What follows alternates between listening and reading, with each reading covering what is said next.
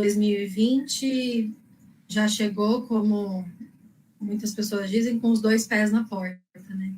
Colocou em perspectiva tudo aquilo que nós tínhamos como certo, trouxe toda a imprevisibilidade da vida, não só da nossa saúde, da nossa família e da nossa rotina, mas da própria vida.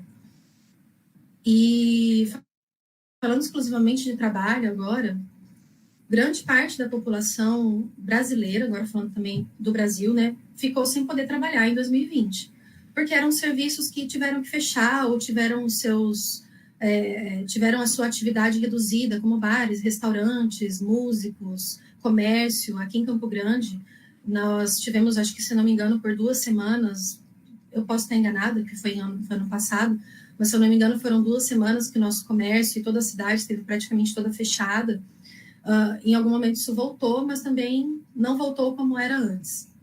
E outra parcela da população perdeu o emprego ou não conseguiu recuperar emprego, já estava no desemprego. No ano passado, no ano de 2020, a taxa de desemprego chegou a 14,4%, segundo o IBGE. Essa taxa é a maior desde 2012.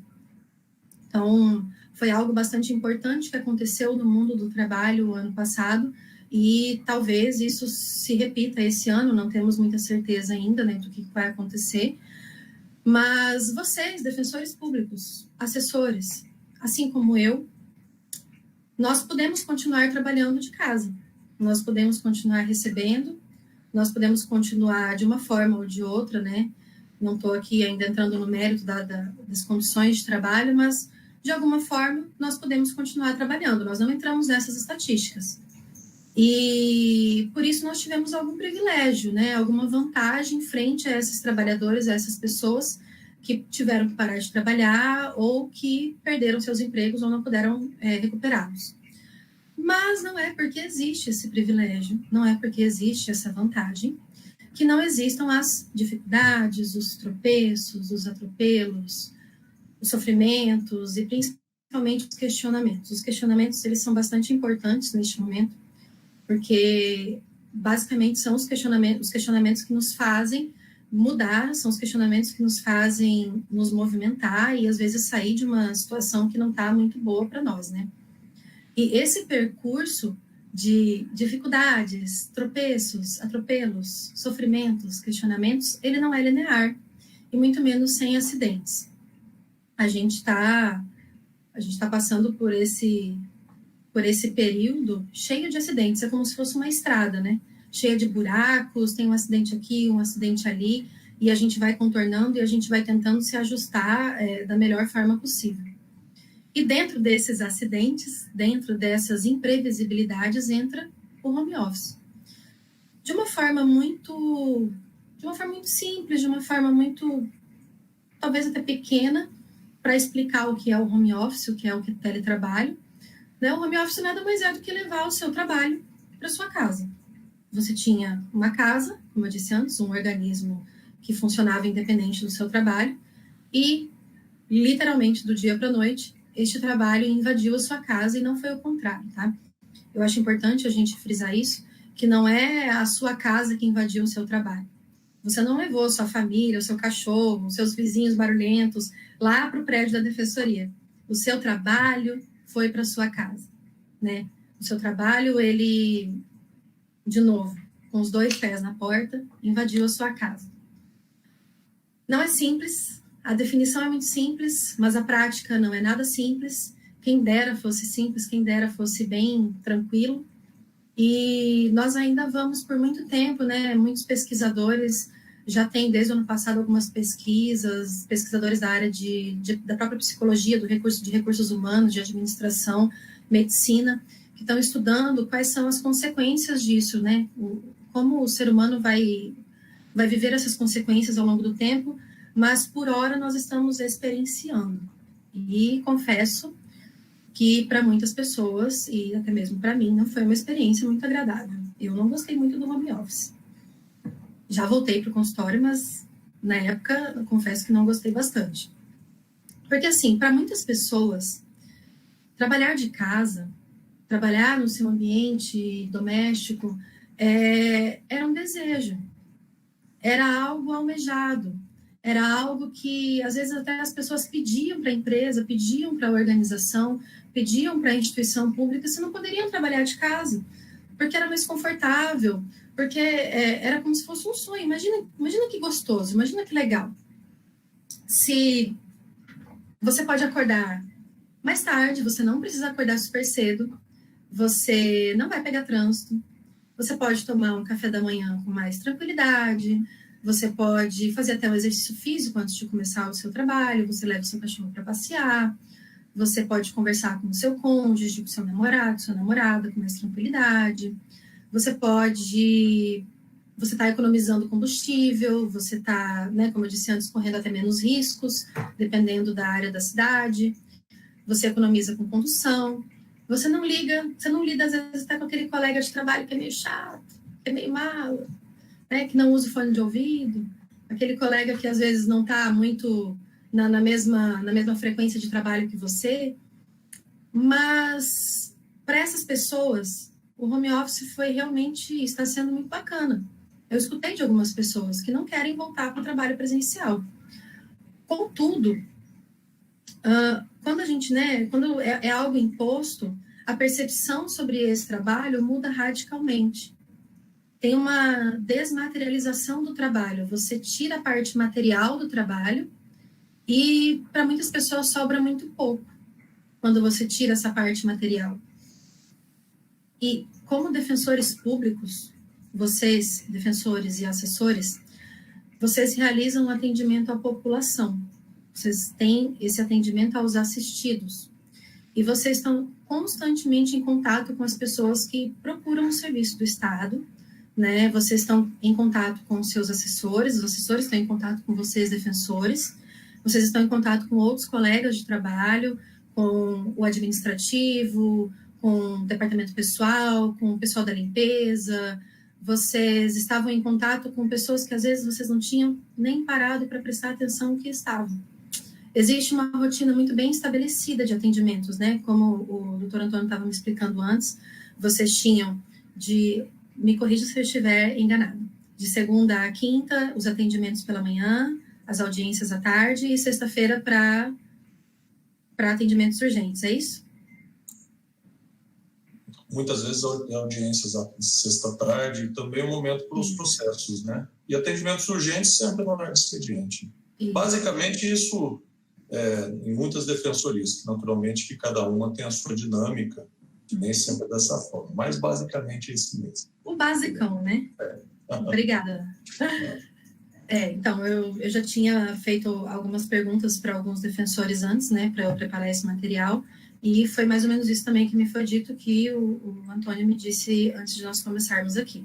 Vocês tinham alguma rotina, pelo menos. Talvez não fosse uma rotina muito certa, né, ninguém tem, na verdade, a gente está sempre trabalhando com o fator de imprevisibilidade, mas existia isso, atendimento, audiência, elaboração de processo, de defesa, e principalmente, aqui eu quero destacar, a ida para casa.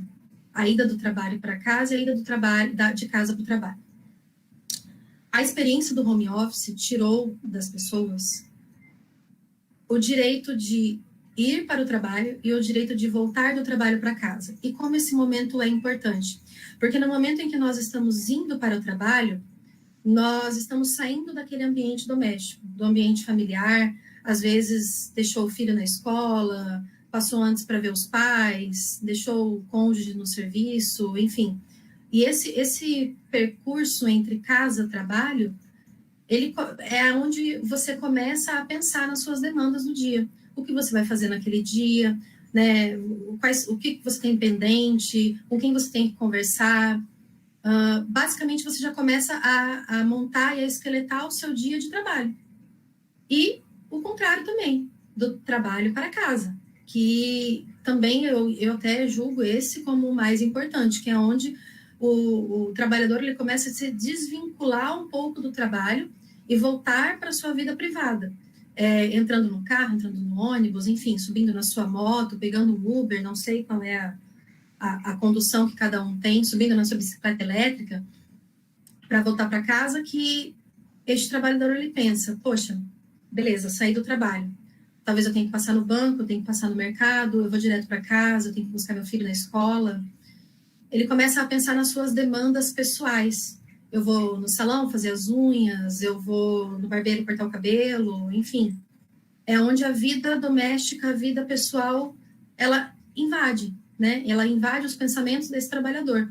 E sem esse processo de ida e volta do trabalho, não existe a separação do que é trabalho e do que é casa. Casa e trabalho viram uma grande mistura. Simplesmente inexiste essa divisão por um período. Alguns de vocês estão trabalhando em regime híbrido, né? Metade do tempo, meio período, e mesmo assim já é possível, né, verificar isso que eu estou dizendo, mesmo para quem esteja nesse regime de meio período. Já não há mais um local para trabalhar dentro de casa, né? Não tem principalmente um horário de início e fim, isso é bastante importante, o horário de início e fim do trabalho. As condições de trabalho, elas mudam radicalmente. Existe na sua casa toda uma vida acontecendo, apesar de você ter que trabalhar em casa. A doutora Linda falava antes de nós começarmos que o neto dela participou de diversas audiências, de diversas atividades laborais que ela teve, e essa é a realidade que nós vimos. Eu atendi muitas vezes com a minha cachorrinha no colo, com ela latindo atrás de mim em casa, né? Há uma vida toda acontecendo, apesar de nós termos que trabalhar dentro de casa. E como não há mais um horário do trabalho, a demanda aumentou muito. E aqui eu quero fazer um ponto de atenção. Quando eu perguntei para Ana, né, que é a assessora de imprensa da associação, que estava em contato comigo, eu pedi para ela me mandar alguns dos queixas, dos questionamentos dos defensores, o que nós poderíamos falar aqui hoje. Muitos de vocês, eu diria que todos, se eu não me engano, todos que mandaram esse relato, disseram sobre o WhatsApp, né, sobre esse aumento da demanda de trabalho causado pelo online. Existe nisso uma falta de privacidade muito grande. Eu entendo que o trabalho de vocês, ele demanda muitas vezes isso, né? Os assistidos, eles às vezes precisam tirar dúvidas, eles precisam falar com vocês, mas quando se tem um acesso tão pessoal como é o do celular, se perde muito dessa questão do horário do começo e do horário do fim do trabalho. Vocês acabaram tendo uma demanda muito grande de trabalho, parece que o trabalho aumentou, mas na verdade é porque vocês estavam muito mais em contato com essas pessoas. Não tinha esse horário de fim, não tinha esse horário de término, né? E como foi tudo muito rápido para todos, geral, mundo inteiro, não é um demérito de lugar nenhum, de instituição nenhuma, nós não tínhamos uma gestão adequada e preparada para tanta informação nova, tá? Nenhuma gestão, nenhum trabalhador, nenhuma instituição, nenhuma empresa, por maior que ela seja, não tinha um projeto de gestão adequada para um home office, para pensar na saúde desse trabalhador trabalhando em casa. Então, a gente acabou acumulando muitas funções. O trabalhador, ele acabou fazendo muito mais coisa do que ele fazia antes, porque, com a desculpa de, às vezes, estava remoto, né? Estava fácil, você não precisava mais ir até o lugar, você podia fazer tudo de casa. Então, aconteceu muito isso de acumular função. No caso de vocês, audiências misturadas com atendimentos, misturada com responder dúvida por WhatsApp, dúvidas básicas, às vezes, né, de horário de audiência, enfim, misturada com processo, misturada com ligação, misturada com casa, a sensação de que vocês estão trabalhando mais, ela é real, né? A sensação é real, porque justamente trabalha-se mais quando se trabalha em casa. E aqui, gente, eu também não vou entrar no mérito das pessoas, das mulheres, principalmente, né, que estão com essas crianças dentro de casa, que aí acumula-se um trabalho muito maior. Pais, mães e pais que estão com as crianças em horário escolar, né, em período escolar dentro de casa, que aí você também acumula uma função até que você nunca tinha feito, talvez, que é a função de professor e de professora. E o trabalho dentro de casa, ele trouxe algumas formas importantes de frustrações, algumas formas diferentes, talvez. O trabalhador, em alguma medida, não só o trabalhador, mas o indivíduo, ele está sempre lidando com formas de frustrações, mas trabalhar em casa trouxe algumas diferentes. Quando algumas demandas não são atendidas, quando a comunicação falha, quando o áudio não funciona, quando cai a ligação da audiência, quando a comunicação funciona demais, né? Quando você está o tempo inteiro em contato com os seus colegas, com os assistidos, enfim, quando você precisa fazer várias reuniões online para tratar de um assunto que às vezes seria muito facilmente resolvido, às vezes indo até a mesa do colega, né? Ou ligando para o ramal dele. É importante frisar que essas frustrações, esse sentimento de frustração, ele anda muito de mãos dadas com o estresse. Vocês podem reparar, quando a gente se sente muito estressado, muito nervoso, geralmente é porque algo não deu certo. Justamente quando a frustração por esse algo que não deu certo é muito grande. E a gente perdeu um pouco a noção do tempo também trabalhando de casa, né? A gente não sabe mais quando é dia de semana, quando é final de semana, quando é feriado, que horas são, que horas que acabou o expediente, que horas que começou. Quando se começa o trabalho, você tem que pausar para fazer alguma coisa dentro da sua casa e buscar, levar alguém, enfim. Vira uma mistura sem muitas definições. E também, quando a gente deixa de ir ao nosso local de trabalho, a gente perde o contato com os nossos colegas de trabalho e com essas outras pessoas do trabalho. Agora, aqui em Campo Grande, a gente não está mais vivendo tanto a questão do isolamento social, como já era antes. Mas, por menor que esse isolamento seja, por menor que a gente esteja vivenciando ele agora, ele traz um aumento muito considerável nas queixas de estresse. Porque nós somos seres sociais, como eu disse lá atrás, né? O trabalho, ele nos fez seres sociais. O trabalho nos insere na sociedade de alguma forma. Então, quando a gente deixa de se relacionar com essas pessoas, a gente também perde um pouco de referencial nosso.